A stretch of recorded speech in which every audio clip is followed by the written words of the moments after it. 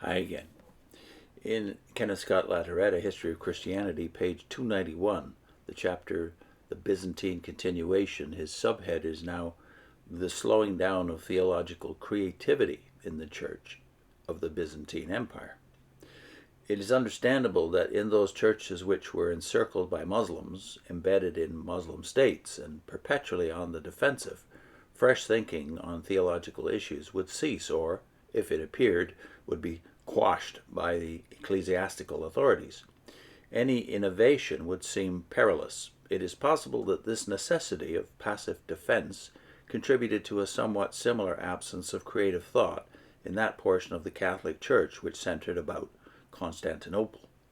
Theological activity did not disappear in this Byzantine, or as we must also now call it, Greek Church. Theology remained a major concern in the intellectual circles, especially in the wealthy and highly cultured capital.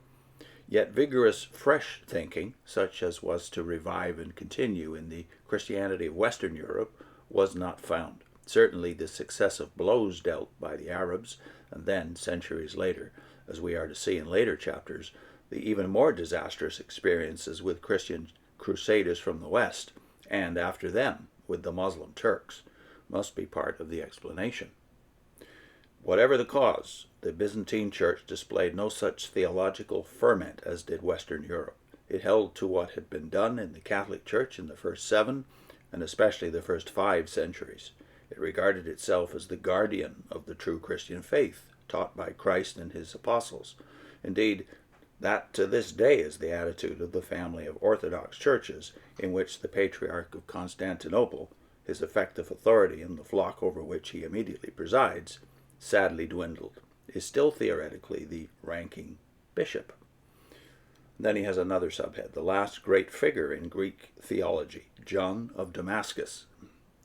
He who is usually regarded as the last great figure in the theology of the Greek wing of the Catholic Church was John of Damascus.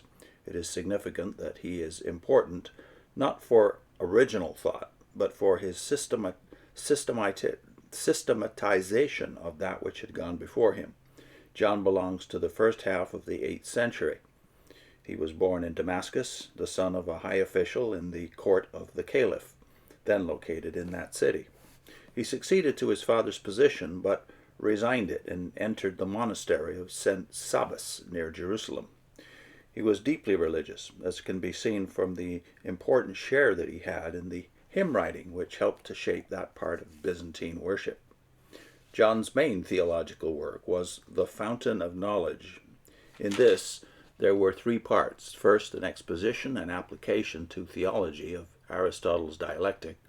Second, a description of heresies, reproducing and bringing down to date an earlier work by Epiphanius. And third, and most important, an accurate exposition of the Orthodox faith.